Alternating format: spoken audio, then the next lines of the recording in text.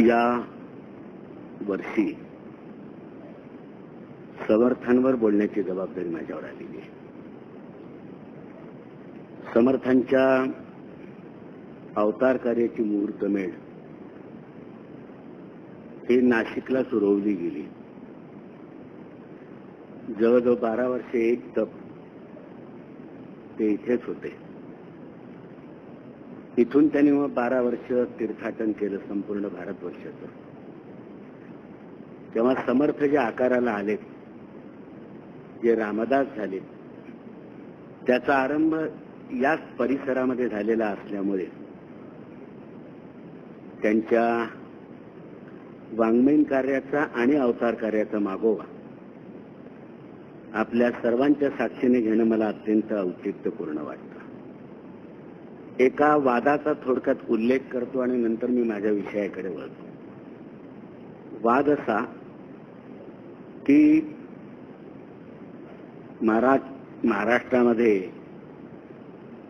13व्या शतकापासून तो 17व्या शतकापर्यंत जी ईश्वरनिष्ठांची मांदियाळी झाली, ज्याचं नेतृत्व भगवान ज्ञानेश्वरांनी केलं. अनेक सामुदायिक अशरीतीची चेतना महाराष्ट्रामध्ये उत्पन्न केल्याचा इतिहासाने जबाब दिला. त्या संतांच्या कार्याचं ऐतिहासिक अशरीतीचं जे योगदान आहे, त्या योगदानावर न्यायमूर्ती रानडेंनी त्यांच्या rise of the Maratha power या ग्रंथामध्ये पहिल्यांदाच अतिशय उद्बोधक असा प्रकाश टाकलेला आहे की पुढे शिवशाही निर्माण झाली, त्याच्याकरता आवश्यक असणारी मानसिकता आणि पार्श्वभूमी ही संतांच्या वाङ्मयाने समाजामध्ये उत्पन्न करून ठेवलेली होती. या पद्धतीनं संतांच्या आध्यात्मिक कार्याचा सामाजिक आणि राजकीय असा परिणाम त्यापूर्वी कोणी अभ्यासला नव्हता आणि मांडलाही नव्हता. राजवाडेंनी त्यानंतर, इतिहासाचार्य राजवाडेंनी त्यानंतर या सर्व याचा प्रतिवाद केला. आणि प्रतिवाद करताना त्यांनी असं मांडलं की ज्ञानेश्वरांपासून तो तुकारामापर्यंत जी संत मंडळी झाली, त्या संत मंडळींनी निवृत्ती मार्गाचा उपदेश केला. परिणामी देश हा मानसिकदृष्ट्या पंगू झाला, परावलंबी झाला आणि म्हणूनच देशाचं स्वातंत्र्यावर अतिक्रमण होणं सोपं झालं आणि आपण गुलाम झालो. तर संपूर्ण देशाची मानसिकता पंगू करून टाकणारं तत्वज्ञान ज्या संतांनी दिलं, त्या संतांवर राजवाड्यांनी अत्यंत कठोरपणे प्रहार केला, टीका केली. त्यांना काही शेलकी विशेषणं शिव्यांसारखी वाटणारी अशी बहाल केली. या संताळ्यांनी देश बुडवला, तेव्हा संताळे देश बुडवे अशी बिरुद त्यांना बहाल केली. आणि ज्ञानेश्वरांपासून तो तुकारामापर्यंतच्या सगळ्या संत मंडळींच्या पार्श्वभूमीवर एका संताचा उज्ज्वल अशा रीतीचा भाग राजवाड्यांनी अत्यंत अभिमानाने दाखवला. त्याचं नाव संत रामदास. या सर्व संतांच्या पार्श्वभूमीवर रामदासांचा उपदेश आणि रामदासांचं कार्य हे वेगळं असल्याचं त्यांनी सप्रमाण मांडलं. सगळ्या संतांनी निवृत्ती मार्गाचा आणि परमार्थाचा उपदेश केला असेल, तर रामदासांनी प्रवृत्ती मार्गाचा आणि ऐहिकाचा उपदेश केला. ज्याचं ऐहिक धड नाही त्याला परत्र काहीच नाही असं त्यांनी सांगितलं. त्याच्यामुळे पूर्णपणे इहविन्मुख अशा रीतीचं पराक्रमाचं तत्वज्ञान रामदासांनी मांडलं. आणि त्यामुळे पारतंत्र्याच्या प्रतिकारासाठी आवश्यक असणारी क्षमता आणि तेज हे समाजामध्ये उत्पन्न झालं, ज्याचा शिवाजी महाराजांना त्यांच्या राज्य स्थापनेकरता फार मोठा उपयोग झाला. रानडे आणि राजवाडे यांच्यामधला हा जो वाद आहे, त्या वादाचा पडसाद त्यानंतर मराठी साहित्यामध्ये वेळोवेळी उमटत गेला. तो आजपर्यंत कायम आहे. आधी शिक्षित वर्गाची संत वाङ्मयाकडे पाहण्याची अत्यंत उदासीनतेची दृष्टी आणि त्यात त्यांना या प्रकारच्या संतांच्या कार्याच्या मूल्यमापनाचा आधार मिळाल्यावर संत वाङ्मय न वाचताही त्यांच्या केलेल्या या टीकेचाच परिणाम शिक्षितांच्या मनावर अधिक झाला.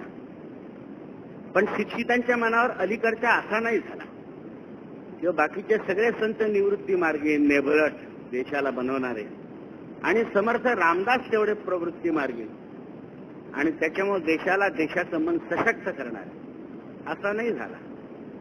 याचं कारण असं आहे की वस्तुनिष्ठ आणि बुद्धिवादी मूल्यमापनाचा एक भाग रामदासांचे वाचायला आला होता आणि त्या भागाने रामदासांना इतर सर्व संतांच्या मानाने प्रतिगामी ठरवलेलं होतं.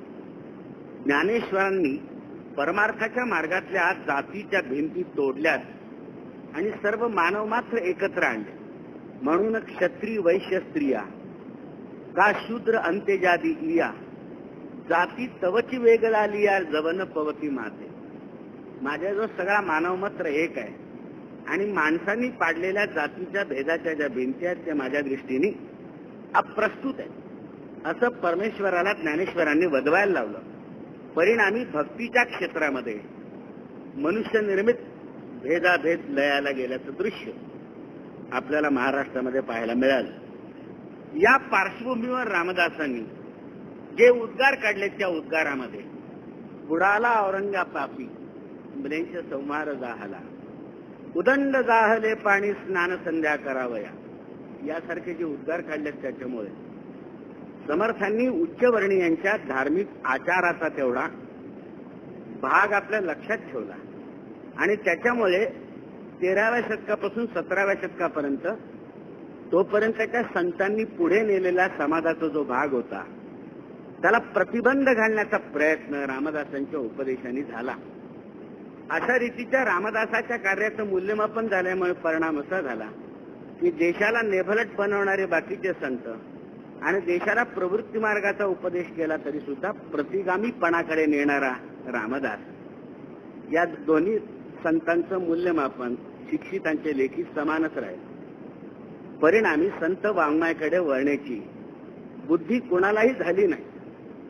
आज आपण इतक्या वर्षानंतर दोन्ही प्रकारच्या संतांच्या साहित्याचा आणि कार्याचा अभ्यास केल्यानंतर आपल्या असं लक्षात येतं की ज्ञानेश्वरादी संतांनी निर्माण केलेले ते सगळे वारकरी आणि समर्थांपासून सुरू झाले ते धारकरी, ज्यांनी वीरश्रीला उत्तेजन दिलं, ज्यांनी अस्मिता प्रज्वलित केली सामान्य माणसाच्या अंतःकरणातली, त्यांच्या स्वाभिमानाला त्यांनी पेटवण घातलं आणि स्वातंत्र्याची उर्मी त्यांनी फार मोठ्या प्रमाणामध्ये वाढवली. तेव्हा रामदासांचे जे अनुयायी ते सगळे धारकरी आणि ज्ञानेश्वरांचे जे अनुयायी ते सगळे वारकरी, या प्रकारचा भेद आज आपण दोघांचाही जर सारख्या वस्तुनिष्ठ आणि नितळ मानाने तौलनिक अभ्यास करायचं ठरवलं तर आपलं असं लक्षात येतं की पारंपरिक शिक्के वजा असे जे आरोप आहेत ते आरोप आपल्याला पुन्हा एकदा तपासण्याची पाळी आलेली आहे. ज्ञानेश्वर असो, तुकाराम असो, नामदेव असो, एकनाथ असो की रामदास असो, एकदा संत म्हटल्यानंतर त्या सर्वांचं क्षेत्र एकच, ते म्हणजे पारमार्थिकाचं. त्या सर्वांचा उपदेश एकच, तो म्हणजे देवभक्तीचा. आणि देवभक्तीच्या माध्यमातून आपल्याला लाभलेल्या आयुष्याची सार्थकता करण्याचा उपदेश सगळ्याच संतांनी केला. जसं ज्ञानेश्वरांनी केला तसं रामदासांनी सुद्धा केला. त्यामुळे यांच्यामध्ये भेद करण्याची गरज नाही. आपण ज्या काळामध्ये जगतो त्या काळाचं भान रामदासांनी थोडंसं अधिक ठेवलं, पण बाकीच्या संतांनी ते अजिबात दुर्लक्षित केलं असं सुद्धा म्हणता येण्याची सोय नाही. खुद्द ज्ञानेश्वरीमध्ये असे काही सूचक उल्लेख आहेत की जेणेकरून त्या काळच्या लोकांना चेतना देण्याचे प्रयत्न अप्रत्यक्षपणे ज्ञानेश्वरांनी केले असल्याचं श्रेय आपल्याला त्यांना देता येईल. एकनाथांच्या वाङ्मयामध्ये असे उल्लेख आहेत, तुकारामाच्या वाङ्मयामध्ये असे उल्लेख आहेत. त्या काळामध्ये उत्पन्न झालेलं जे अराजक होतं आणि विशेषतः हिंदू समाजाचा जो छळ त्या काळच्या परकीय राजवटीच्या जुलमामुळे होत होता, त्याची धग आपल्याला तुकारामासारख्याच्या वाङ्मयामध्ये सुद्धा उमटलेली दिसते. तेव्हा त्याही संतांना काळाचं भान होतं आणि रामदासांना सुद्धा भक्तीची दृष्टी होती. तेव्हा दोघांमध्ये तरतम भाव ठरवण्याची गरज नाही. रामदासाचं वेगळेपण असेलच तर ते हे आहे की त्यांनी काळाचं थोडंसं अधिक भान ठेवलं आणि ते भान ठेवण्याचं कारण त्याने आयुष्याच्या मध्यामध्ये केलेलं संपूर्ण भारतवर्षाचं जे तीर्थाटन आहे ते तत्पूर्वीचा जो समर्थ रामदास आहे हा भक्तिप्रवणच आहे आणि भक्तिप्रवणतेचाच प्रसार करणारा आहे, हे आपण लक्षात घेतो. रामदासांनी दासबोध लिहिला, रामदासांनी मनाचे श्लोक लिहिले, रामदासांनी करुणाष्टक लिहिली, रामदासांनी विपुल प्रकारची कविता लिहिली. जवळजवळ 30,000 ओळींचं वाङ्मय समर्थांनी निर्माण करून ठेवलेलं आहे. या सगळ्या वाङ्मयामध्ये जर मुकुटमणी कोणता असेल तर तो दासबोध हा ग्रंथ आहे. दासबोधाची एकूण 20 दशक आहेत. प्रत्येक दशकाचे 10 समास आहेत. म्हणजे एकूण दासबोधामध्ये 200 समास आहेत आणि 20 दशकांमध्ये विषयानुसार त्यांची विभागणी केलेली आहे. तर दासबोधामध्ये ज्या विषयांना स्पर्श केलेला आहे त्या विषयाबद्दलचं मार्गदर्शन करणारा ग्रंथ मराठीमध्ये दुसरा नाही. त्यामुळे तज्ञ अभ्यासकांचं असं मत आहे की मराठीतला जीवनशास्त्राचा पहिला ग्रंथ म्हणजे दासबोध. समाजशास्त्राचा मोठा ग्रंथ म्हणून दासबोधाला डॉक्टर केतकरांनी मान्यता दिलेली आहे, ज्ञानकोशकार केतकर. म्हणजे किती डोळसपणे समर्थ इथे असताना किंवा तीर्थाटन करताना किंवा परळीला किंवा शिवथर घरीमध्ये किंवा चाफळला असताना निरीक्षण करत होते समाजाचं, ते आपल्या लक्षात येईल. तेव्हा दासबोध हा समाजशास्त्राचा ग्रंथ आहे, जीवनशास्त्राचा ग्रंथ आहे असा कौल अर्वाचीन समाजशास्त्रज्ञ देतात. समर्थांची बाकी कबुली वेगळी. दासबोधाच्या पहिल्या दशकाच्या पहिल्या समासाची दुसरी ओवी अशी आहे, ग्रंथा नाम दासबोध गुरु शिष्याचा संवाद. सगळेच प्राचीन ग्रंथ आपले गुरु शिष्यांच्या संवादाच्या द्वारे सांगितले गेलेले. तेव्हा ग्रंथा नाम दासबोध गुरु शिष्याचा संवाद येथ बोलला विशद भक्ती मार्ग.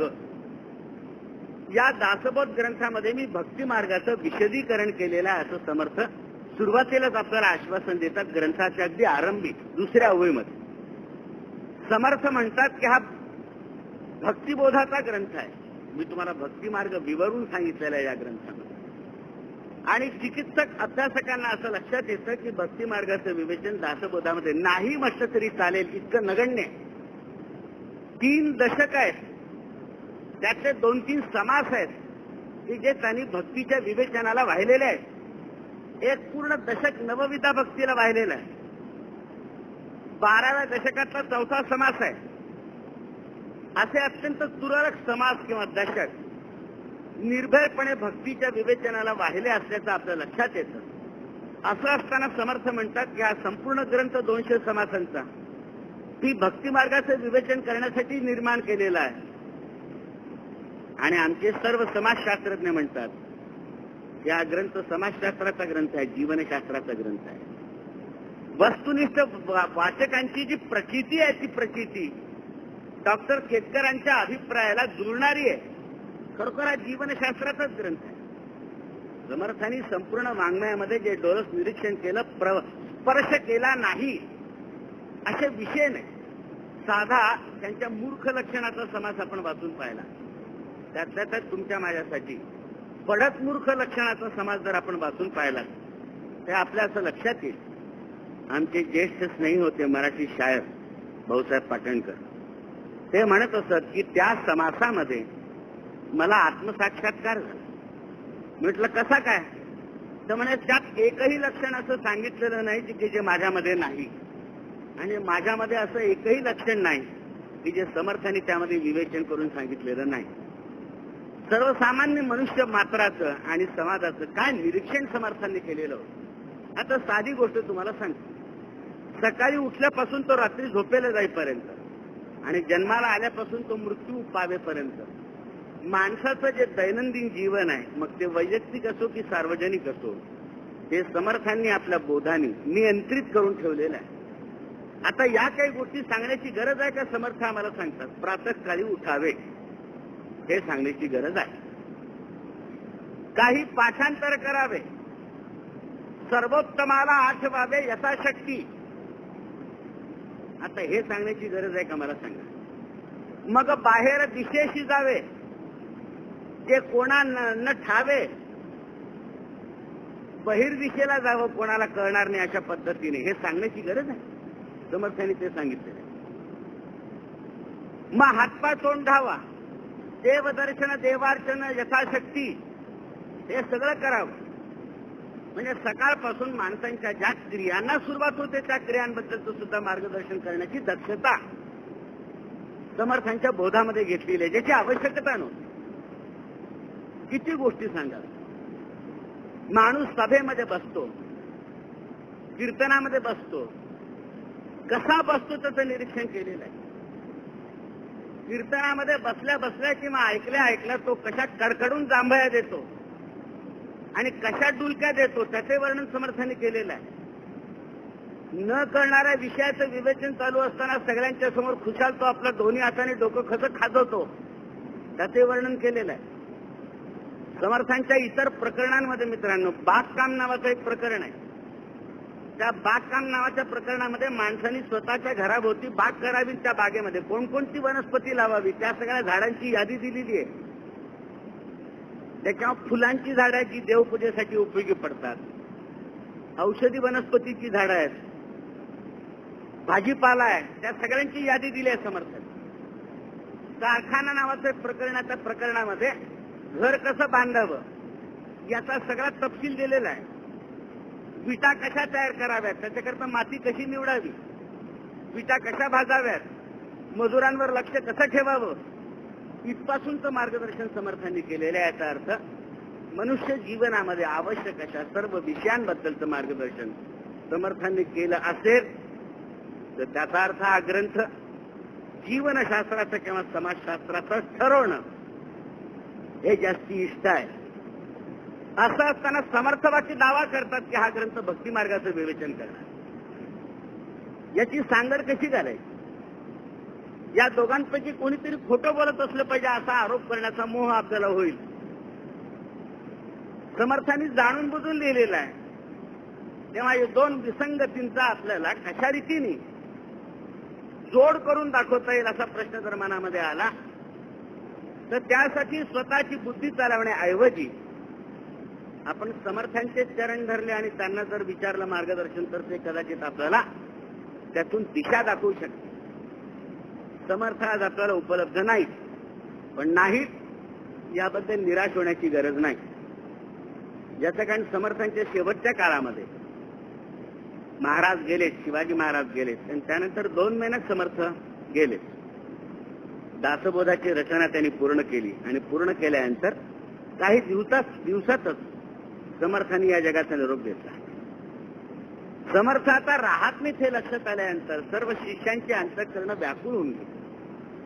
तेव्हा समर्थ त्यांना असं म्हणाले की तुम्हाला इतका प्रबोधाचा प्रवृत्तीचा मी उपदेश केला आयुष्यभर, तो सगळं फुकट गेला की माझ्या जाण्याच्या कल्पनेने तुमच्या डोळ्यामध्ये पाणी यावं. माझी उणीव तुम्हाला जाणवत राहील याची मला कल्पना आहे. परंतु लक्षात ठेवा, मी आता जगत जीवनी निरंतर, माझी वाणी तुम्हाला ऐकू येणार नाही, पण संपूर्ण समुदायाच्या जीवनामध्ये मी इतपर ओतप्रोत भरून राहणार आहे. आणि दुसरी गोष्ट समर्थ म्हणाले, आत्माराम दासबोध माझे स्वरूप स्वतः सिद्ध, घरीचा न करावा खेद भक्तजनी. आत्माराम नावाचं जे प्रकरण आहे आणि दासबोध नावाचा जो ग्रंथ आहे तो ग्रंथ म्हणजे माझी वाङ्मयी मूर्तीच आहे. त्यामुळे दासबोधाच्या रूपाने मी तुमच्यामध्ये सतत विद्यमान राहणारच आहे.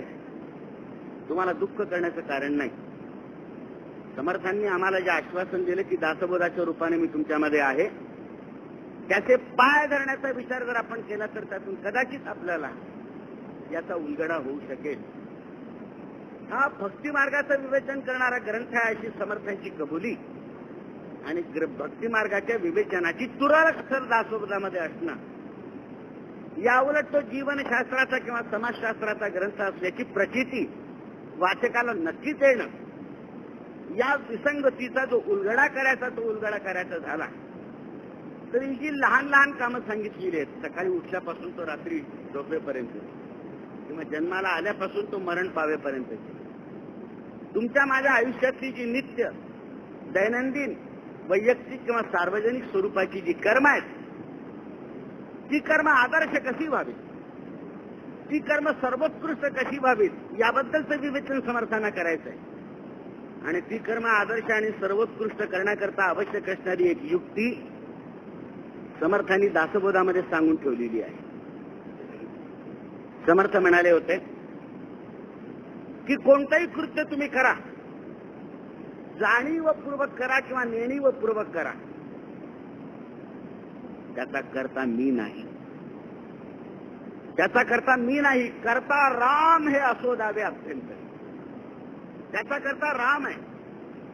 समर्थ म्हणाले रघुनाथ स्मरोनी कार्य करावे, ते तत्काळची सिद्धी पावे, करता राम हे असोदावे अभ्यंतर. रघुनाथाचं स्मरण करून तुम्ही कुठलंही काम हातात घेतलं तर ते नक्कीच सफल होतं.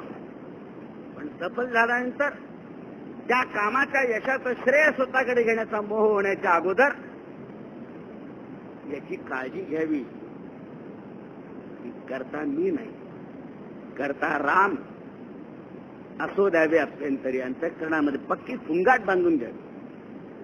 हे जे काम माझ्या हातून झालंय त्याचा करता मी आहे, राम आहे. करता मी ऐसे म्हणता काहीच न घडे तत्वता, प्रचित पाहणे आता शीघ्रची पाहे. कोणतंही कृत्य मी करतो त्याचा अहंकार जर स्वतःकडे घेतला, त्या कृत्याचं कर्तृत्व जर तू स्वतःकडे घेणार असशील, तुझ्यातून काहीही होणं शक्य नाही. करता मी ऐसे म्हणसी तेने तू कष्टी होशी, करता राम म्हणता पावसी यश कीर्ती प्रताप. जोपर्यंत या सगळ्या कामांचं कर्तृत्व माझ्याकडे असं तू म्हणणार असशील, तोपर्यंत दुःखाशिवाय तुझ्या पदरामध्ये काहीही पडायचं नाही, फळ पडायचं नाही, यश तर नाहीच नाही. पण अत्यंत नम्रपणे हे जे कर्तृत्व आहे ते माझं नसून परमेश्वराचं हे जर तू ओळखलंस आणि ते मनोमन जर कबूल केलंस तर तुला यश कीर्ती प्रताप लाभल्याशिवाय राहणार. आपण लक्षात घ्या, समर्थांनी जीवनामधली लहान सहान कृत्य आदर्श आणि सर्वोत्कृष्ट कशी व्हावीत याबद्दलचं मार्गदर्शन करून ठेवलेलं आहे. पण ती सर्वोत्कृष्ट आणि आदर्श व्हावीत यासाठी युक्ती सुद्धा सांगून ठेवलेली आहे की ती जी कृत्य आहेत ते कृत्य मी केलेली नाहीयेत, मी करणारा नाहीये, करता राम हे असो द्यावे अत्यंत. हे रामाने केलेली कृत्य आहेत. हे लक्षात ठेवलं तर मग आपल्याला त्याचा श्रेय घेण्याचा मोह होणार. आमची जी 5 ज्ञानेंद्रिय आहेत आणि 5 कर्मेंद्रिय आहेत, ज्याच्याद्वारे आम्ही या सगळ्या गोष्टी करतो, पाहतो, बोलतो, ऐकतो, साधतो, श्वासोच्छ्वास करतो, स्पर्श करतो, जगाची जी अनुभूती आहे ती या 5 ज्ञानेंद्रियांच्या द्वारे आम्ही घेतो आणि 5 कर्मेंद्रियांच्या द्वारे आम्ही घेतो.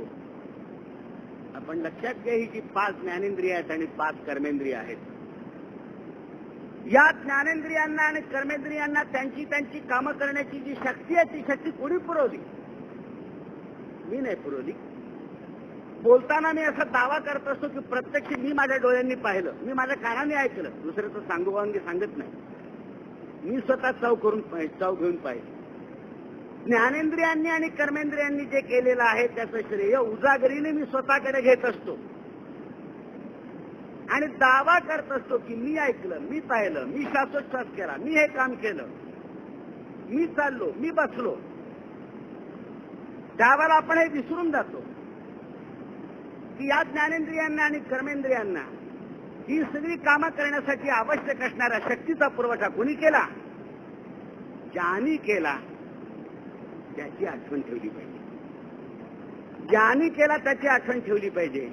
म्हणजे मग त्याचं श्रेय स्वतःकडे घेण्याचा प्रमाद माणसाच्या हातून होणार. केनोपनिषदामध्ये फार चांगली बोधकथा लिहिली शेवटच्या 4th खंडामध्ये. या लहान सहान गोष्टीचं श्रेय स्वतःकडे घेण्याचा मोह तुमच्या माझ्यासारख्या सामान्यांनाच होतो असं नाही, देवादिकांना सुद्धा झाला.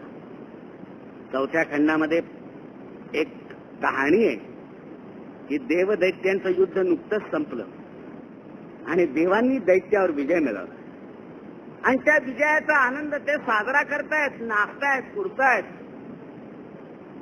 प्रत्येक देव असं समजतोय स्वतःची जर मी नसतो तर देव पक्षाला विजय संपादन करता आला नसता. प्रत्येक देव या अहंकारामध्ये मशगूल आहे. ते त्या विजयोन्मादामध्ये धुंद झाले असताना वर्णन असं आहे, एक दिव्य अशी प्रकाश शक्ती त्या ठिकाणी प्रगट झाली. सहस्र सूर्य एकदम प्रकाशावेत त्याप्रमाणे एक तेजाचा लोळ भूमीपासून तो अंतराळापर्यंत निर्माण झाला. आणि त्यामुळे सगळ्यांचे डोळे चमकले. दृष्टी पुढे अंधारी आहे. डोळे पुसल्यानंतर ते एकमेकांकडे पाहायला लागले आणि मग त्या तेजाकडे पाहायला लागले. पुन्हा एकमेकांकडे पाहायला लागलेत आणि नजरेने एकमेकांना विचारायला लागलेत, कोण आहे? कोणाला सांगता आलं नाही कोण आहे. मग असं ठरलं की त्याची चौकशी करण्यासाठी आपल्यापैकी कुणाला पाठवावं. तेजाचा संबंध असल्यामुळे अग्नीचा क्रमांक पहिल्यांदा लागला की तू आमच्या वतीने जाऊन विचार कोण आहे. अग्नी तिथे गेला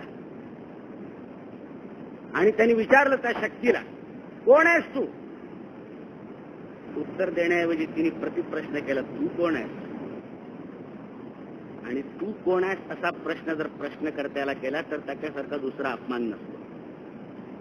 त्याच्यामुळे तो चेकायलासारखा झाला आणि तो म्हणाला, तू ओळखत नाहीस मला? ती शक्ती म्हणाली, नाही, मी तुला ओळखावं असं तुझ्यामध्ये काय आहे? तो म्हणाला, माझं नाव अग्नी, मला जातवेद म्हणतात. यावत अशी जगातली गोष्ट माझ्या तडाख्यात आली की ती जाळून भस्मसात करण्याचं दाहक सामर्थ्य माझ्यामध्ये. ती शक्ती म्हणाली, असं छान, शाबास, एवढं सामर्थ्य तुझ्यामध्ये आहे. तिने एक गवताची काडी उचलली, त्याच्यासमोर ठेवली आणि सांगितली, जाळ. अग्नीने आपलं संपूर्ण दाहक सामर्थ्य त्याच्यावर केंद्रित केलं. त्या गवताच्या काडीला त्याची धग सुद्धा लागली नाही. अपमानितून काळा ठिक्कर पडून अग्नी परत आला. पण अशा रीतीने अपमान झालेले जे लोक असतात ते साहेबांनी आपला अपमान केला असं चार चौघामध्ये सांगत नसतात. ते हेच सांगतात की मी त्याच्याशी बोलायला तयार नाही. मग वायू गेला, अवाढव्य असं तो वायू गेला तरीच प्रश्न झाले. त्यांनी सांगितलं, मी वायू, मला मातरिश्वा म्हणतात. काय तुझ्यामध्ये वैशिष्ट्य? तो म्हटले, दुनियेतली कोणतीही गोष्ट इकडच्या तिकडे उडवून लावण्याची शक्ती माझ्यामध्ये आहे. त्या शक्तीने त्या गवताच्या काडीकडे बोट दाखवलं आणि सांगितलं, मगापासून ती पडली आहे, उडवून लावतोस? सगळा सोसाटा एकत्र केला वायूने, अणुमात्र चलीने ती काढली. तोही परत आला. मग आपला नेता जो इंद्र, त्याला पाठवलं की तूच जा आणि तूच चौकशी कर कोण आहे. इंद्र तिथे गेल्यानंतर चमत्कार असा झाला, इंद्र तिथे जाऊन पोचायला आणि ती सगळं तेज लुप्त व्हायला एकच गाठलं. इंद्राला तो आपला फार मोठा उपमर्द वाटला की आपण गेलो आणि त्यांनी आपले भेट सुद्धा नाकारावी आणि नाहीसं व्हावं. अपमान वाटला इंद्राला. मग त्याने क्षणमात्र अनुष्ठान केलं, काय झालं असेल याची कल्पना केली. आणि जेव्हा पश्चात्तापाच्या जलाने त्याचं अंतःकरण धुवून निघालं त्यावेळेला त्या ठिकाणी हैमवती उमा प्रगट झाली. एक सोन्याची पुतळी प्रगट झाली, तिचं नाव होतं उमा. इंद्राने तिला विचारलं, माते, हे तेज कशाचं होतं? कशासाठी इथे आलं होतं? आणि मी आल्यानंतर ते लुप्त का झालं? त्यावेळेला उमेनी उलगडा केला. ती म्हणाली, देवदैत्यांच्या युद्धामध्ये आपल्या पराक्रमामध्ये देव पक्षाला विजय मिळाल्याच्या आनंदात तुम्ही सगळेजण मग्न होतात. त्यामुळे दैत्यांवर विजय मिळवून देणारी जी शक्ती होती त्या शक्तीचं जे मूळ स्रोत होता तो तुमच्या समोर प्रगट झाला होता. तुमच्याजवळ स्वतःची शक्ती आणि स्वतःचं शौर्य असतं तर तुम्हाला ती गवताची काडी भस्मसात करता आली असते आणि उडून लावता आली असते. ज्याच्या भरोशावर तुम्ही दैत्यांवर विजय मिळवता त्याला विसरून जाता आणि स्वतःकडे सगळं श्रेय घेऊन भांडत बसता हे पाहून तुम्हाला धडा शिकवण्याकरता ते या ठिकाणी प्रगट झालेलं होतं. मित्रांनो, आपण लक्षात घ्या, तुमच्या माझ्यासारख्या सामान्य माणसाच्या हातून चुका होतात हे महत्वाचं नाही. ज्यांची आपण आराधना करतो आणि उपासना करतो त्या देवांच्या सुद्धा हातून या चुका झालेल्या आहेत. म्हणून केनोपनिषदाने हे सांगितलं, यन मनसा न मनुते ये नाहुर मनोमतम तदेव ब्रह्मत्वं विद्धि नेदम यदिदम उपासते. मन ज्याच्यामुळे विचार करू शकतं, चिंतन करू शकतं, ज्याच्यामुळे चिंतन करू शकतं, पण त्यामुळेच मन विचारांनी सुद्धा ज्याला स्पर्श करू शकत नाही. तदेव ब्रह्मत्वं विद्धि, ते तत्व आहे ब्रह्मतत्व. नेदम यदिदम उपासते, ज्याची तुम्ही उपासना करता, ज्याची तुम्ही पूजा करता, त्या देवाची ही ताकद नाहीये, त्या देवाची ताकद नाहीये. ते तत्व आहे, ते तत्व हे तुमच्यामध्ये शिरलं आणि त्या सगळ्या शक्तीच्या ऊर्जा त्यांनी तुमच्यामध्ये उत्पन्न केल्यामुळे तुम्हाला पाहता आलं, तुम्हाला ऐकता आलं, तुम्हाला बोलता आलं, तुम्हाला विचार करता. यत् श्रोत्रेण न शृणोति येन श्रोत्रमिदं श्रुतं तदेव ब्रह्मत्वं विद्धि नेदम यदिदम उपासते. ज्याच्यामुळे तुम्हाला ऐकण्याची शक्ती प्राप्त झालेली आहे, पण ज्याच्यामुळे तुम्ही त्याचा आवाज ऐकायला अपात्र आहात. या चक्षुषा न पश्यति येन चक्षुषी पश्यति तदेव ब्रह्मत्वं विद्धि नेदम यदिदम उपासते. डोळे ज्याच्यामुळे पाहू शकतात, पण त्यामुळे ज्याला पाहू शकत नाहीत, तदेव ब्रह्मत्वं विद्धि नेदम यदिदम उपासते. यत् प्राणेन न प्राणिति येन प्राणः प्रणीयते तदेव ब्रह्मत्वं विद्धि नेदम यदिदम उपासते. ज्याचं तुम्ही अवघ्राण करू शकता ज्याच्यामुळे, पण त्याच्यामुळे त्याचं करू शकत नाही. श्वासोच्छ्वास करू शकता, तो मी आहे, ते ब्रह्म आहे. नेदम यदिदम उपासते. तुम्ही ज्याची पूजा करता, भक्ती करता, आराधना करता, ज्यांना देव मानता, यद वाचा अनभ्युज्यतम येन वाक् अभ्युज्यते तदेव ब्रह्मत्वं विद्धि नेदम यदिदम उपासते. वाणी ज्याच्यामुळे बोलू शकते, अभिव्यक्त करू शकते, त्याचं वर्णन करण्याची शक्ती तिच्यामध्ये नाही. ते ब्रह्मतत्व, ते आत्मतत्व, ज्याला समर्थांनी आत्मा राम म्हटलेला आहे, ते भरून असल्यामुळे तुमच्या सगळ्या गात्रांना त्यांचं सामर्थ्य प्राप्त झालं, प्रेरणा शक्ती प्राप्त झाली आणि त्यामुळे ते आपापलं काम करायला समर्थ होऊ शकले. ते काढून घेतलं आणि गात्र जागच्या जागी असली तरी सुद्धा त्यांचा उपयोग स्मशानामध्ये नेऊन जाळून टाकण्यापुरताच, काम करण्यापुरता नाही. हे आपण विसरूनच जातो की मूळचं जे आमचं ऊर्जा केंद्र आहे, पॉवर हाऊस आहे, ते बंद आहे. ठिकठिकाणच्या सगळ्या विद्युत दीपांनी आपला अहंकार मिळवण्याची गरज नाही, कारण त्यांना काहीही करता येत. हे ओळखता आलं पाहिजे आपल्याला. त्याने दिलेल्या सामर्थ्यामुळे मी बोलू शकतो, मी त्याचं वर्णन कसा करू शकतो. ज्या सावकाराच्या कर्जाच्या भरोशावर मी माझ्या मुलीचं लग्न करू शकलो, त्याच्या मुलीच्या लग्नात त्याला मदत करण्याचा आव मला आणता येईल काय? हे भारत शासनासारखं होईल की अमेरिकेकडनं कर्ज घ्यायचं, नेपाळला कर्ज द्यायचं? तसं नाही होणार, तसं नाही होणार. तेव्हा हे लक्षात आलं पाहिजे. समर्थ जे म्हणतात रघुनाथ स्मरोनी कार्य करावे, ते तत्काळची सिद्धी पावे, करता राम हे असो द्यावे अभ्यंतरी. करता मी ऐसे म्हणती तेने तू कष्टी होसी, करता राम म्हणता पावसी यश कीर्ती प्रताप. करता मी ऐसे म्हणता काही तर न घडे सर्वता, रचित पाहणे आता शीघ्रची पाय. समर्थ जे दाव्याने सांगतात तुम्हाला त्याचं कारण हे, आपली नित्य नैमित्तिक अशा रीतीची जी कर्म असतील, ती कर्म ज्याच्या शक्तीमुळे आपल्याला करणं शक्य झालंय, त्याचं कृतज्ञतापूर्वक स्मरण करून त्याचा नामोच्चारणपूर्वक ते कर्म जर आपण केलं तर ते सिद्धी पावल्याशिवाय राहत नाही. तुम्हाला भक्तीसाठी वेगळा कुठलाही मार्ग चोखाळण्याची गरज नाही, वेगळं स्थळ निवडण्याची गरज नाही, वेगळा मार्ग पत्करण्याची गरज नाही. तुम्ही आहात तसंच जगत राहायचं, पण ते जगत असताना आपल्या हातून जी कामं होतील ती कामं परमेश्वर स्मरणपूर्वक करायची. ही त्याच्या 9व्या अध्यायात सांगितलं. यत् करोषि यद् अश्नासि यत् जुहोसि तदासि यत् तपस्यसि कौन्तेय तत्पुरुष मदर्पण. जे काही तुम्ही करणार असाल ते मला अर्पण करा आणि त्यानंतर करा कुशाल. परमेश्वर स्मरणपूर्वक ती कामं आपण करायला लागलो, ती कामं यशस्वी झाल्याशिवाय राहत नाही. अशी श्रद्धा व्यक्त करण्यातून समर्थ स्वतःच्या भक्तीचं विवेचनच वेगळ्या पद्धतीने करीत आहे. तुमचं जीवनच भक्तिमय करून टाकायचं. प्रत्येक कृत्य भक्तीच्या तीर्थामध्ये चिंब भिजवायचं आणि नंतर करायचं. हे तुम्हाला करता आलं तर पुस्तक. समर्थांनी भक्ताची व्याख्या केलेली आहे. जो विभक्त नव्हे तो भक्त. परमेश्वरी अस्तित्वापासून, परमेश्वरी प्रेरणेपासून, परमेश्वरी स्पंदनापासून जो स्वतःला अलग ठेवत नाही त्याला समर्थ भक्त म्हणतात. त्याला समर्थ भक्त म्हणतात. आणि मुद्दाम भक्ती कशाची आणि कुणाची करायची याबद्दलची जागरूकता तुमच्यामध्ये उत्पन्न करण्यासाठी सांगतात. नेदम यदिदम उपासते, ज्याची आपण उपासना करतो ती हे नाही, ते हे नाही.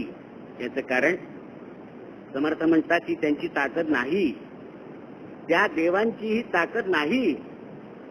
सर्वसामान्य श्रद्धा असं मानते की ब्रह्मा विष्णू महेश या तीन देवतांनी हे जग निर्माण केलं, त्याचं पालन केलं आणि त्याचा विनाश घडवून आणलं. ब्रह्मा याची निर्मिती करतो, विष्णू याचं पालन करतो आणि रुद्र त्याचा संहार करतो. समर्थांनी प्रश्न विचारला, हे जर खरं असेल, दासबोधामधला भेदच प्रश्न आहे. ब्रह्म जगाला निर्माण करत असेल, विष्णू पालन करत असेल आणि रुद्र संहार करत असेल, तर समर्थांचा मूलगामी प्रश्न आहे, ब्रह्म्यास कोणे जन्मा घातले, विष्णूस कोणे प्रतिपादिले, रुद्रास कोणे संहारिले प्रलयकाळी. ब्रह्म्याने जग निर्माण केलं असेल तर या ब्रह्म्याला निर्माण करणारा कोण आहे? विष्णू जगाचं पालन करत असेल तर विष्णूचं पालन करणारा कोण आहे? आणि रुद्र सगळ्या जगाचा विनाश घडवून आणत असेल तर रुद्राचा सुद्धा विनाश घडवणारा कोण आहे? या प्रश्नाचं उत्तर तुम्हाला विचारून समर्थ थांबत नाही, त्या स्वतःचं उत्तर देऊन टाकतात. या तिही देवास ज्याची सत्ता, तो अंतरात्माची तत्वता, करता भोगता सर्वथा प्रत्यक्ष आहे. त्या आत्मतत्वाची, त्या ब्रह्मतत्वाची सत्ता तुम्ही मानता त्या तिन्ही देवांवर आहे. तुम्ही मानता त्या तिन्ही देवांवर आहे. आणि त्यामुळे आम्ही मुळाकडे गेलो पाहिजे, मध्यस्थाकडे जाता कामा नये. आम्ही त्याची शक्ती ओळखली पाहिजे आणि त्याची त्याला अर्पण केली पाहिजे. समर्थांनी नवविधा भक्तीचं विवेचन केलं, त्यात एवढ्यात मी जाणार नाही. पण भक्तीचे जे दोन प्रमुख प्रकार आहेत त्यावर समर्थांनी प्रकाश टाकलाय, त्याच्यावर मी बोट ठेवणार आहे. सगुण भक्ती आणि निर्गुण भक्ती. आता समर्थ रामोपासक होते. समर्थांनी 11 मारुती स्थापन केल्या आणि समर्थ संप्रदायामध्ये जवळजवळ 208 मारुतींची स्थापना संपूर्ण देशामध्ये झालेली आहे. समर्थ निर्गुण भक्तीचं आपल्याला सांगतात, सगुण भक्तीचं सांगतात. समर्थ म्हणतात देव अंतरात्मा सगुण. जो अंतरात्मा आहे तो खरा म्हणजे निर्गुण आहे, निराकार आहे, अव्यक्त आहे, कुटस्थ आहे, अचल आहे, ध्रुव आहे. पण समर्थ मानतात की देव अंतरात्मा सगुण. तुमच्या माझ्यासारख्याने त्याला सगुण मानल्याशिवाय गत्यंतर नाही. याचं कारण असं आहे, सगुणेची पावी जे निर्गुण, निर्गुणेचे आत्मज्ञान होत. एकदम निर्गुण परमात्म्याची उपासना करणं अवघड आहे. क्लेशोधिकतरस्तेषाम अव्यक्तासक्त चेतसाम अव्यक्ता ही गतिर्दुःखम देहवत भिरवाप्यते. अव्यक्त परमेश्वराची उपासना करणं अत्यंत अवघड आहे, सामान्य प्रापंचिकांना ती जमण्यासारखी नाही. म्हणून देव अंतरात्मा सगुण. देवाला अंतरात्म्याला सगुण मानणं भाग आहे, रामरूपामध्ये त्याला कल्पना भाग आहे. याचं कारण समर्थांनी म्हटलं, नातुडे जगी परमात्मा. हा आधार कशाचाही पुरतो. आमच्या अत्यंत आवडत्या व्यक्तीचा रुमाल, छायाचित्र, एखादी वस्तू, हे सुद्धा आम्हाला पुरतं. आणि त्याच्यावरच आपण त्या मुला इतकं प्रेम करू जातो. मुलगा परगावी असतो, त्याचं जे पत्र असतं त्या पत्राचाच आपण लोप करतो, त्या पत्राचीच पारायण करतो. पुत्राबद्दलचं जे आमचं वात्सल्य असतं ते वात्सल्य प्रगट होण्याकरता त्या पत्राचं आलंबन आम्हाला आवश्यक वाटत असतं, त्या फोटोचं आलंबन आवश्यक वाटत असतं. त्याच्या वस्तूचं आलंबन आम्हाला आवश्यक वाटत असतं. त्याप्रमाणे माणसाच्या भक्तीसाठी प्रतिमा पूजन, माणसाच्या भक्तीसाठी सगुण मूर्ती हिचं आलंबन आवश्यक आहे. समर्थ हे ओळखून आहेत की शेवटी निर्गुण परमात्मा हा अंतिम आहे आणि त्याची भक्ती ही खरी भक्ती आहे. समर्थ ओळखून आहेत, परंतु सामान्य माणसाला ते शक्य नसल्यामुळे समर्थांनी ही युक्ती सांगितली. एक दृष्टांत फार चांगला दिला. तुम्ही दक्षिणेकडे गेला असाल तर तुम्हाला तिथल्या मंदिरांना मोठमोठी गोपूर आहेत. सुरुवातीला प्रचंड प्रवेशद्वार आहेत आणि त्या प्रवेशद्वारांवर अप्रतिम शिल्पकला केलेली. असं वैभवशाली प्रवेशद्वार ते गोपूर पाहिल्यानंतर वाटतं की बस तेच पाहत राहावं. गोपुराच्या शिल्प सौंदर्यामध्ये आपण मग्न होऊन जातो आणि तेच पाहत राहतो. समर्थाने दृष्टांत दिले. महाद्वार ओलांडावे मग देवदर्शन घ्यावे. एखाद्या मंदिराच्या महाद्वाराच्या आत आपण पाऊल टाकतो, त्यानंतर आपल्याला गाभारा दिसतो, त्यानंतर देवघर दिसतं, त्यानंतर देवमूर्ती दिसते. ती दिसण्याकरता पायऱ्या चढाव्या लागतात आणि महाद्वार ओलांडावं लागतं. या महाद्वाराने आपल्याला परमेश्वराच्या मूर्तीचं दर्शन घेऊ दिलं. यासाठी जाता जाता आपण महाद्वारावर सुद्धा मस्तक टेकतो, त्याला नमस्कार करतो. समर्थ म्हणाले महाद्वार ओलांडावे मग देवदर्शन घ्यावे, तैसे दृश्य हे सांडावे जाणवनिया. एकदा देवदर्शन झाल्यानंतर पुन्हा आपण महाद्वाराची पूजा करत नाही, कारण महाद्वार हे साधन असतं देवदर्शन या साध्याचं. हे साध्य एकदा मिळाल्यानंतर आपण साधन आता हाताशी कवटाळून बसत नाही. त्याप्रमाणे एकदा निर्गुण परमात्मा अव्यक्त परमात्म्याची प्राप्ती झाल्यानंतर आपण पुन्हा सगुण भक्तीचा आधार घेत नाही. गणेश चतुर्थीला आपण गणपतीची मूर्ती बसवतो, 10 दिवस त्याचा उत्सव करतो, वाजत गाजत निर्वत्ती आपण घरी आणतो, तिची स्थापना करतो, त्रिकाळ त्याची पूजा करतो, आरती करतो, त्याला नैवेद्य दाखवतो, त्याच्यासमोर तऱ्हेतऱ्हेचे चांगले आणि वाईट कार्यक्रम करतो आणि त्यानंतर आपण त्याचं मिरवणूकपूर्वक विसर्जन करतो. विसर्जन केल्यानंतर गणपती आमच्या आयुष्यातून अंतर्धान पावला असा त्याचा अर्थ होत नाही. 10 दिवस त्याचा उत्सव केल्यानंतर, 10 दिवस सगुणाची उपासना केल्यानंतर नंतर अंतःकरणामध्ये त्याच्या निर्गुण अस्तित्वाचे अवशय शिल्लक राहतात. वर्षभर त्याची आवश्यकता पडत नाही. म्हणून त्याला जाताना जतावून सांगतो की पुढच्या वर्षी या, लवकर या, पण पुढच्या वर्षी या असं आपण सांगतो. लवकर याचा अर्थ भाद्रपदाच्या ऐवजी आषाढात या असा नाही, त्या स्थितीला आहे. आपण सगुण आणि निर्गुणाच्या मर्यादा ओळखलेल्या आहेत असा त्याचा अर्थ आहे. समर्थांनी ते आपल्याला समजून सांगितलं. मित्रांनो, भक्तीचं म्हणता येईल असं विवेचन दासबोधामध्ये आपल्याला तुरळक जागी सापडेल, ही गोष्ट खरी आहे. आणि त्याच्यामुळे दिशाभूल होण्याची शक्यता आहे, ही गोष्ट त्याहून खरी. आपण आचार्य पदवीसाठी संशोधन करतो ग्रंथांचं, त्यावेळेला सूचीमध्ये किंवा परिशिष्टामधल्या संदर्भावरून आपण ग्रंथातली ठिकाणे शोधतो आणि त्यावरून काही निष्कर्ष काढतो. त्यावरून होणारे जे घोटाळे आहेत ते असे असतात. समर्थांनी जो भक्तिबोध केलाय तो दासबोधाच्या 3 किंवा 4 दशकांमध्ये नाहीये, संपूर्ण 200 समासांमध्ये भरून राहिलेला आहे. ज्या कोणत्या विषयाचं विवेचन समर्थ करीत असतील ते त्यांच्या भक्तीच्या व्याख्येतूनच त्यांनी केलेलं आहे असा त्याचा अर्थ. तेव्हा समर्थांना अभिप्रेत असलेली भक्ती संपूर्ण दासबोधामध्ये तिचं विवेचन असं विखरून ठेवले. समर्थ रामभक्त, त्यांनी रामायण लिहिले. दुर्दैवाने त्याची 2च कांड उपलब्ध आहेत, सुंदरकांड आणि युद्धकांड. पण समर्थांनी जी नवविधा भक्ती केली आहे मित्रांनो, त्याचा जो 4था दशक आहे, नवविधा भक्तीचं विवेचन करणारच आहे. त्या 4थ्या दशकामध्ये आपल्याला असं दिसेल की समर्थांनी एकेका भक्तीचं विवेचन असं केलंय की जणू त्यांचा आराध्य ग्रंथ जो रामायण, त्या रामायणाची एक एक व्यक्तिरेखा ते आपल्यासमोर उभी करते. सगुण भक्ती समर्थांनी वर्णन केली. त्या सगुण भक्तीचं प्रतीक म्हणजे रामायणाचा लक्ष्मण. निर्गुण भक्ती समर्थांनी विवेचन केली, त्या निर्गुण भक्तीचं उदाहरण म्हणजे रामायणाचा भरत. लक्ष्मण रामाला सोडून राहू शकला नाही, भरत राहू शकला.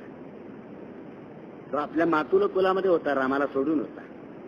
राम 14 वर्ष वनवासात असताना तो नंदीग्रामला होता, रामाला सोडून होता. लक्ष्मण रामचंद्राला एक पळ मात्र सोडू शकला नाही.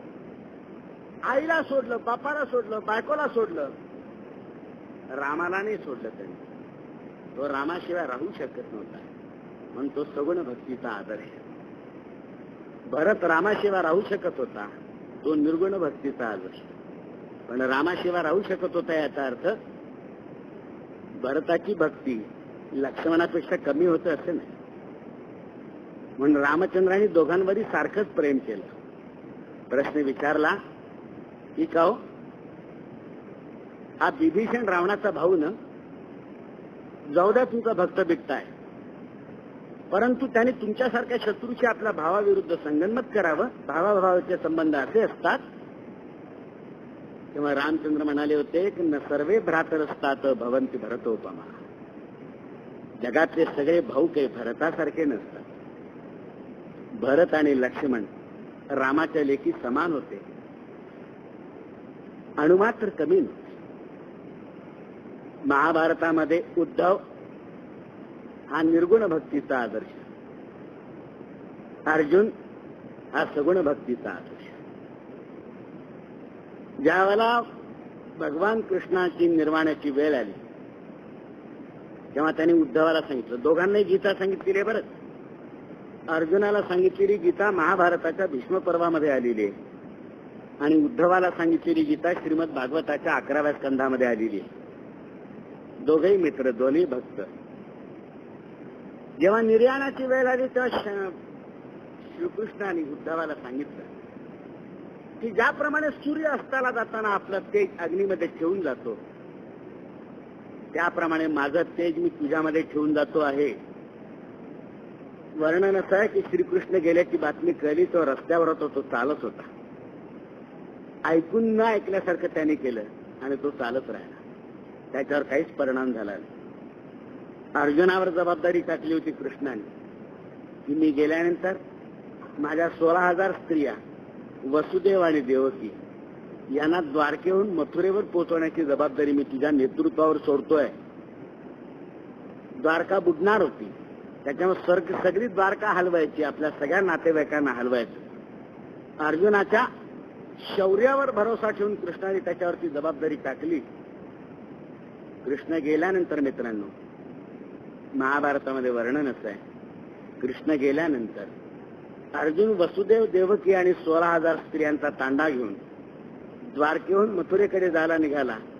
पंचनदांच्या प्रदेशामध्ये म्हणजे आजच्या पंजाबमध्ये साध्या अभीर लोकांच्या टोळ्यांनी त्याला गाठलं आणि त्यांच्याशी सामना देताना अर्जुनाला पळता पळता पुरेवाट झाली. सगळ्या कृष्ण स्त्रियांची दाणादाण उडाली. अर्जुनाला पुरेवाट झाली, काय करावं. अहो, ज्याच्या कोदंडाच्या टणत्काराने त्रिभुवनाच्या अंतःकरणामध्ये भयाचा थरकाप उत्पन्न होण्याचं वर्णन ग्रंथांतरी केलेलं आहे. तो कुठे गेला अर्जुनाचा पराक्रम. वर्णन असं आहे, कृष्णाबरोबर गेला. अर्जुन हा सगुण भक्त, उद्धव हा निर्गुण भक्त. सीता हा सख्य भक्तीचा आदर्श. समर्थांनी वर्णन केलंय, देवाच्या सख्यत्वा कारण आपले सर्वस्व सोडून देणे, अनन्य भावे जीवे प्राणे, शरीर तेही देवाच्या सख्यत्वासाठी पडाव्या जीवलगांची तुटी, सर्व काही अर्पावे शेवटी, प्राण तोही वेचावा. हा सख्य भक्तीचा जो अत्युच्च आदर्श समर्थांनी विवेचन करून दाखवला नवविधा भक्तीच्या 4थ्या दशकामध्ये, तो भगवती सीतामाईच्या तेजपुंज व्यक्तिरेखेकडे पाहून दाखवला. समर्थांचा दासबोध हा सगळा ग्रंथ हा भक्तियोगाचं विवेचन करणारा आहे ही समर्थांची उक्ती मित्रांनो. थाप नाही, दिशाभूल नाही. समर्थांनी आपल्याला फसवलं नाही. फक्त समर्थांना अभिप्रेत असणारा भक्ती मार्ग समजावून घेण्यामध्ये आपण कुचराई केल्यामुळे आपण समर्थांना न्याय देऊ शकलो नाही. आयुष्यामधल्या सगळ्या गोष्टी या परमेश्वरी प्रेरणेने घडत असतील तर त्याचं श्रेय माणसांनी स्वतःकडे घेणं यासारखा ज्ञान आणि मूर्खपणा नाही. कवितेबद्दल समर्थ म्हणाले होते, अहो सकल करणे जगदीशाचे आणि कवित्वची काय मानुष्याचे. सगळ्या गोष्टी परमेश्वर करतो आणि कविता तेवढी तुम्ही करता काय चोरांनो. ही सुद्धा त्यांनाच दिली पाहिजे. तेव्हा आपण लक्षात घ्या की तुम्हाला मला जे अस्तित्व लाभलेल्या त्या अस्तित्वामधल्या सगळ्या अस्तित्व प्रदीप्त करणाऱ्या ज्या ऊर्जा आहेत ती ज्या ईश्वरी तत्वाची देणगी आहे त्याचं स्मरण ठेवायचं, त्याच्याबद्दल कृतज्ञता बाळगायची, त्याची भक्ती करायची आणि त्या भक्तीच्या पोटी आपल्या हातून घडणारं प्रत्येक कृत्य हे त्याच्या पूजेसाठी त्याला वाहायचं. समर्थांना अभिप्रेत असलेली भक्ती मित्रांनो अशी आहे. तो दासबोध आहे, दासाने केलेला बोध आहे, जीवनाबद्दलचा बोध आहे, समाज जीवनाबद्दलचा बोध आहे. पण त्या बोधाच्या मुळाशी भक्तीचा धरा आहे. त्या बोधाच्या मुळाशी भक्तीचा धरा आहे. त्यामुळे माणसानी साधा माणूस राहू नये, पुरुषोत्तम व्हावं, आदर्श मानव व्हावं अशी समर्थांची आकांक्षा आहे. आणि ते होण्यासाठी आवश्यक असणाऱ्या बाबी परमेश्वरी अस्तित्वाचं सुयोग्य भान ठेवून आणि त्याचं श्रेय नम्रतापूर्वक त्याला देऊन स्वतःच्या अहंकाराला बाजूला ठेवून माणूस जर करीत राहील त्याचं वैयक्तिक जीवन कर्तबगार बनेल आणि सामुदायिक जीवन समृद्ध झाल्याशिवाय राहणार नाही. समर्थांच्या दासबोधामध्ये विवेचलेला भक्तिबोधाचा इत्यर्थ आपल्यासमोर मांडून मी आजच्या पुरता आपला निरोप घेतो. धन्यवाद.